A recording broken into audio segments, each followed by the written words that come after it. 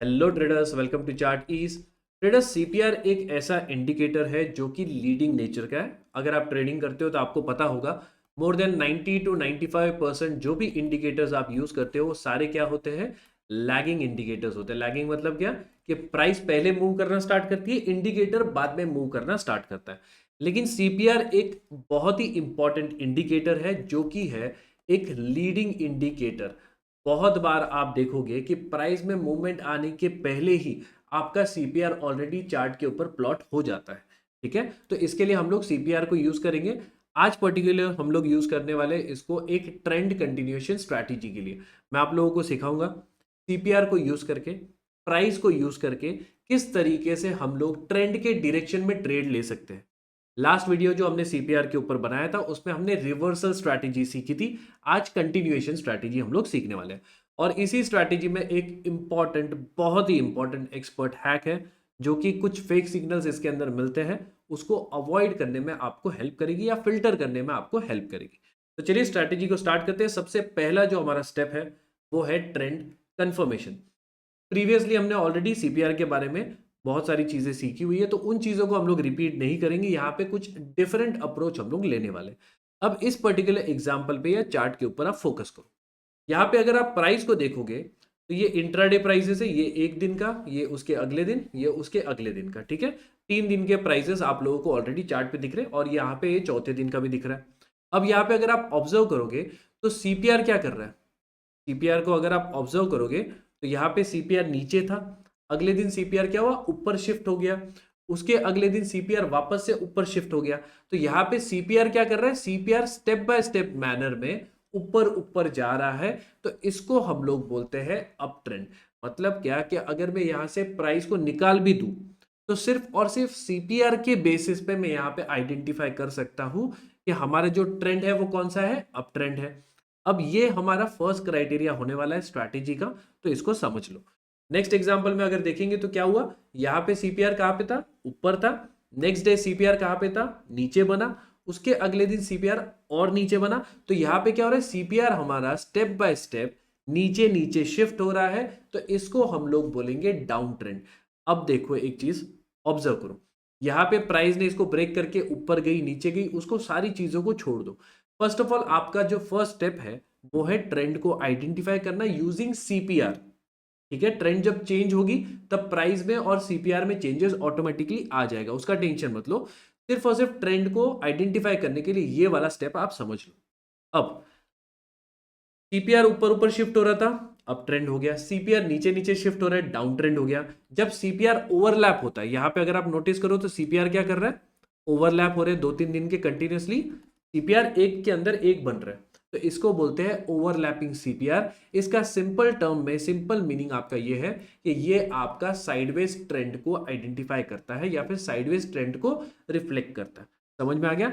अब ये जो ओवरलैपिंग सीपीआर है इनका अलग से कुछ सिग्निफिकेंस है जिसके बारे में हम लोग कभी फ्यूचर में बात करेंगे। लेकिन अभी के लिए इस पर्टिकुलर स्ट्रैटेजी के लिए आपको समझना है कि अगर आपको सीपीआर इस तरीके से ओवरलैप होते हुए दिखे मल्टी डेज के, तो आपका जो ट्रेंड है वो है साइडवेज, और ऐसे मार्केट को हम लोग टोटली अवॉइड करेंगे। क्लियर हो गया? अब चलते हैं स्टेप नंबर 2 पे। स्टेप नंबर 2 क्या है? सीपीआर एज की जोन्स। अब देखो, हमने वाइड सीपीआर और नैरो सीपीआर के बारे में कुछ चीजें सीखी थी ट्रेंड को आइडेंटिफाई करने के लिए लास्ट वीडियो में जो सीपीआर के ऊपर हमने बनाया था। यहां पे हमारा अप्रोच थोड़ा सा डिफरेंट है। कैसे?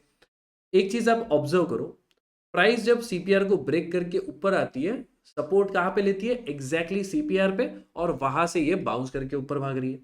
ठीक है, प्राइस वापस से यहाँ पे गैप अप ओपनिंग होती है, नीचे आती है, सीपीआर पे रुकती है, हॉल्ट करती है और फिर ऊपर भागना स्टार्ट कर देती है।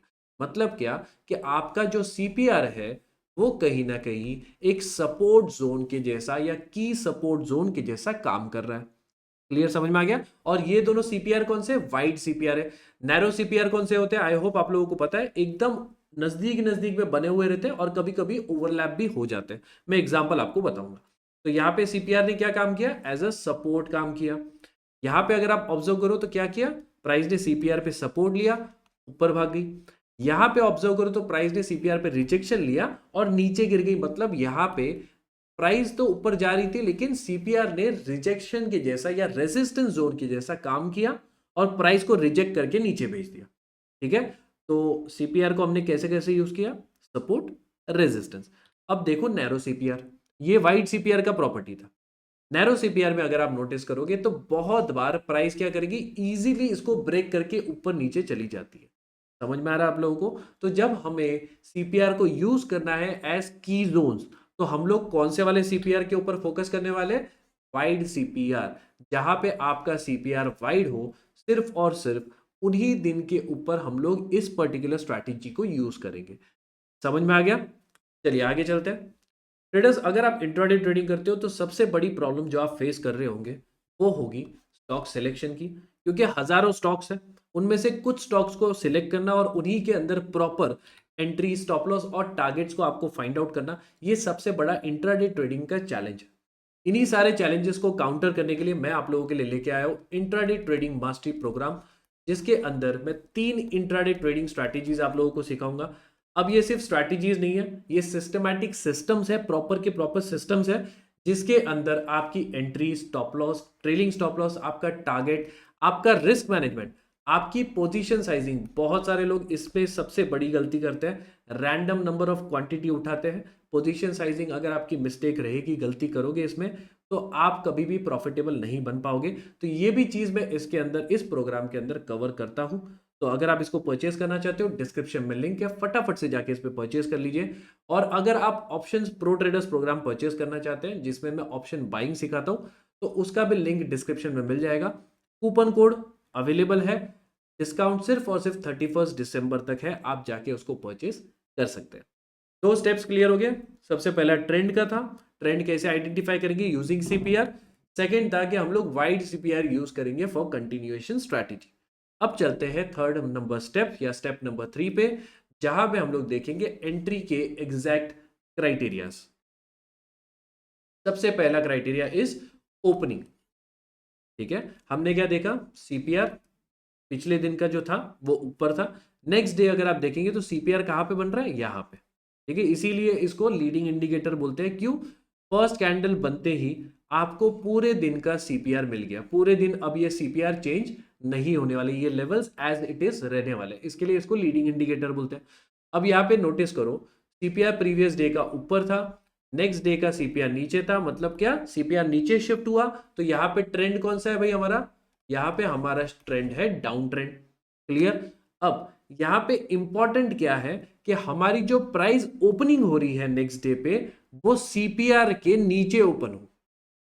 समझ में आ गया? वापस से रिपीट करता हूं, ट्रेंड आइडेंटिफाई किया सीपीआर से, क्लियर।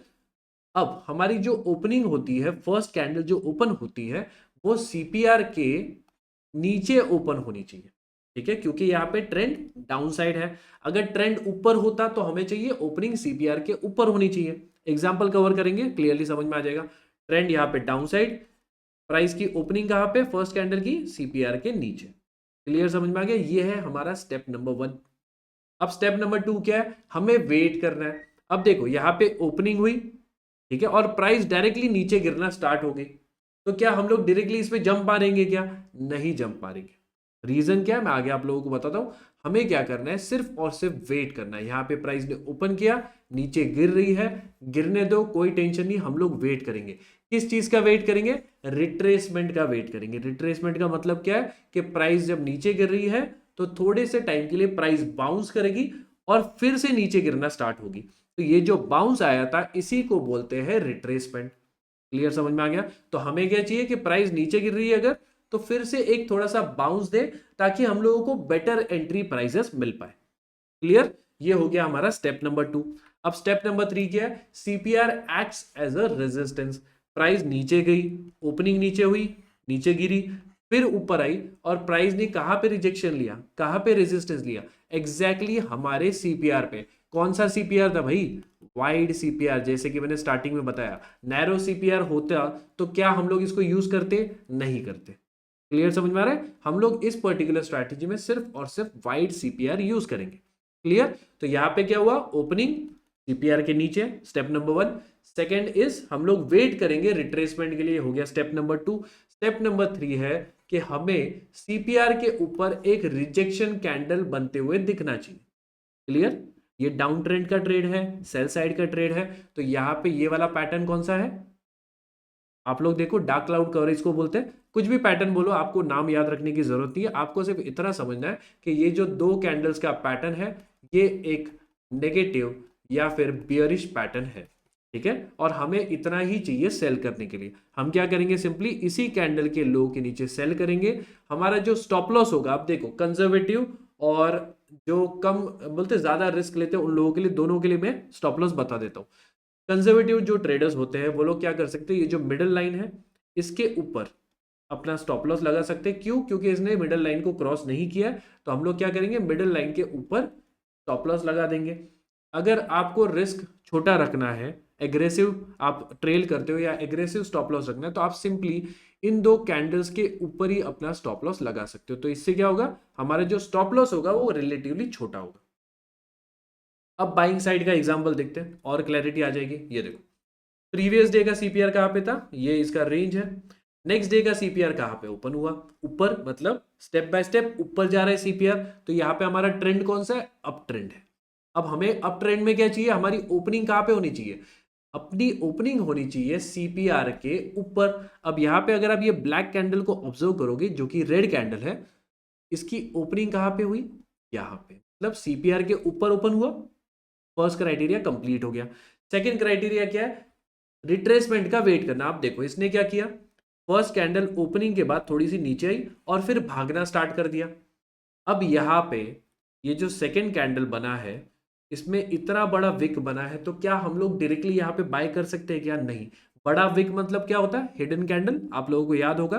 तो यहाँ पे एक नेगेटिव कैंडल बना है, हम लोग यहाँ पे बाइंग नहीं करेंगे, हम लोग इसको भागने देंगे। अगर ये ऊपर भाग रहा है, भागने दो, कोई टेंशन नहीं।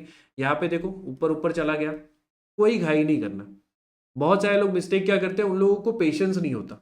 वो क्या करते हैं, directly first candle second candle कुछ दिख गया, वो डायरेक्टली इसके अंदर जंप मार देंगे क्योंकि प्राइस ऊपर भाग रहा है। तो वैसा हमें नहीं करना, हमें सिर्फ वेट करना है रिट्रेसमेंट। अब प्राइस अगर ऊपर जा रही है तो रिट्रेसमेंट कौन सा डायरेक्शन में होगा, डाउन साइड में, सिंपल सी बात है। तो हम लोग वेट करेंगे रिट्रेसमेंट के लिए। अब नेक्स्ट स्टेप में क्या हुआ, प्राइस ने रिट्रेस किया, कहां पे आके इसने होल्ड किया, इसने एग्जैक्टली हमारे सीपीआर के ऊपर आए और वहां से इसने बाउंस देना स्टार्ट कर दिया। कैसे पता चला कि बाउंस दे रहा है, यहाँ पे ग्रीन कैंडल बनी, स्ट्रॉन्ग कैंडल बनी। इसका मतलब क्या कि प्राइस इस जोन पे, हमारा जो सीपीआर है वहां पे प्राइस सपोर्ट ले रही है। आई होप आप लोगों को क्लियरली समझ में आ रहा है। अब इस केस में हम लोग एंट्री कहां पे करेंगे, सेम चीज, कैंडल के हाई के ऊपर हमारी बाय एंट्री होगी। हमारा जो स्टॉप लॉस होगा वो होगा इन दोनों कैंडल्स के लो के नीचे। क्लियर? अब इसको देखते हैं कैसा ये परफॉर्म किया। यहाँ पे देखो, इसने कुछ ही कैंडल्स में 1:2 का रिस्क रिवॉर्ड दिया और थोड़ा वेट करने पे 1:4 का भी रिस्क रिवॉर्ड हमें यहाँ पे मिल गया। पूरे दिन पे देखोगे तो बहुत बड़ा रिस्क रिवॉर्ड मिला, लेकिन स्टार्टिंग के लिए मैं आपको बोलूंगा 1:2, 1:3, 1:4, ये 3 रिस्क रिवॉर्ड को आप चेस करो, आपके लिए स्टार्टिंग के लिए इतना काफी होने वाला है। ठीक है, नेक्स्ट एग्जांपल देखते हैं, एक लास्ट एग्जांपल फटाफट से, थोड़ा सा इंटरेस्टिंग है इसके लिए। अब यहाँ पे देखो, सीपीआर प्रीवियस डे कहाँ पे था, ऊपर। नेक्स्ट डे सीपीआर कहाँ पे है, नीचे, मतलब सीपीआर नीचे आ गया, स्टेप डाउन हो रहा है। तो यहाँ पे हमारा जो ट्रेंड है वो क्या है, डाउन ट्रेंड। डाउन ट्रेंड में हमें क्या चाहिए, ओपनिंग कहाँ पे चाहिए, सीपीआर के नीचे। अगर आप ऑब्जर्व करो तो हमारा सीपीआर यहाँ पे था, हमारी ओपनिंग यहाँ पे थी, तो सीपीआर के नीचे ओपन हो रहा है, मतलब हमारा फर्स्ट क्राइटेरिया फुलफिल हो गया। सेकेंड क्राइटेरिया होता है रिट्रेसमेंट। लेकिन यहाँ पे क्या हुआ देखो, यहाँ पे फर्स्ट कैंडल में ही ओपनिंग के बाद प्राइस नीचे गई, फिर ऊपर आई और यहीं पे होल्ड कर रही है, मतलब क्या, सीपीआर के ऊपर ही वो घूम रही है। तो हमें यहाँ पे प्राइस में नीचे साइड में मूवमेंट मिला ही नहीं, तो रिट्रेसमेंट का तो टेंशन ही नहीं। समझ में आ रहा है आप लोगों को? देखो, प्राइस अगर यहाँ पे ओपन होने के बाद नीचे गिरती तो हम रिट्रेसमेंट का वेट करते कि सीपीआर पे जब भी प्राइस रिट्रेस करके फिर से आएगी तब हम सेल करेंगे। अब यहाँ पे क्या हुआ, प्राइस ने एक ही कैंडल में नीचे भी चली गई, ऊपर भी आ गई, तो जो रिट्रेसमेंट था वो कहीं ना कहीं यहाँ पे हिडन हो गया। समझ में आ गया? और उसके बाद क्या हुआ, प्राइस फिर से सीपीआर पे आके एक नेगेटिव कैंडल बना रही है। आई होप आप लोगों को पता है कि ये नेगेटिव रिजेक्शन कैंडल है। ठीक है, अभी हम लोग यहाँ पे क्या करेंगे, सिंपली इसी कैंडल के लो के नीचे हम लोग डायरेक्टली सेल कर देंगे और हमारा जो स्टॉप लॉस होगा वो डे हाई, या तो अगर आप कंजर्वेटिव ट्रेडर हो तो मिडिल लाइन के ऊपर भी अपना स्टॉप लॉस यहाँ पे लगा सकते हो।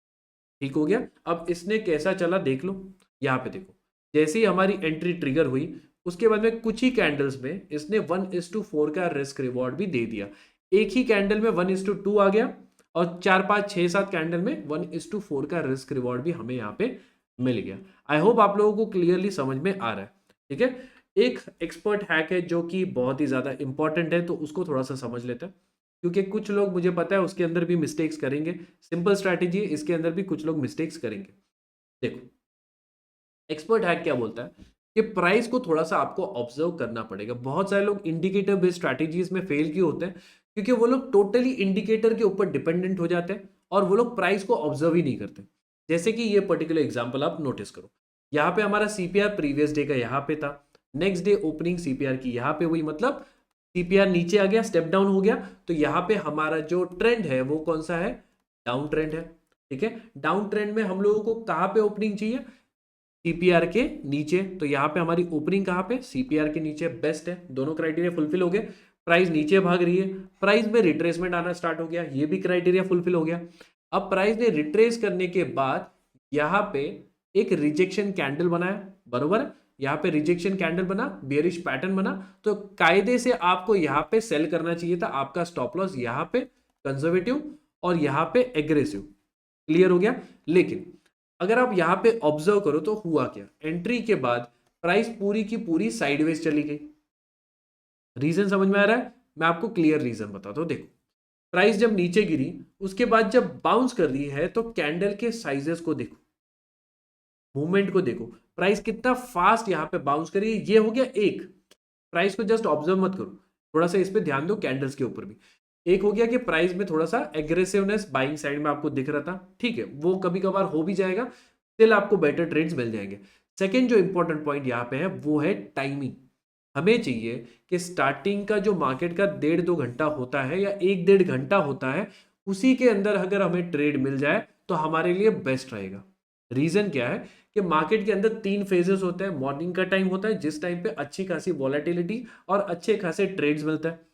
सेकेंड फेज जो होता है, ये वाला जो फेज होता है सेकेंड वाला, ये होता है मोस्टली साइडवेज फेज, और इसी के अंदर मैक्सिमम रिटेल ट्रेडर्स ट्रैप होते हैं।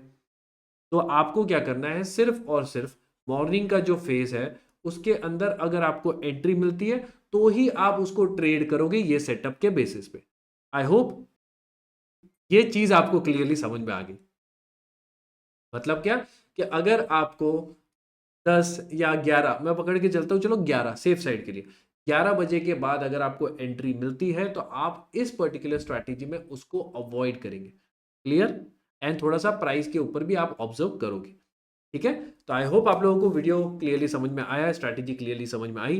वीडियो पसंद आया तो वीडियो को लाइक करो, चैनल को सब्सक्राइब करो। मिलते हैं हम लोग नेक्स्ट वीडियो में, तब तक के लिए हैप्पी ट्रेडिंग।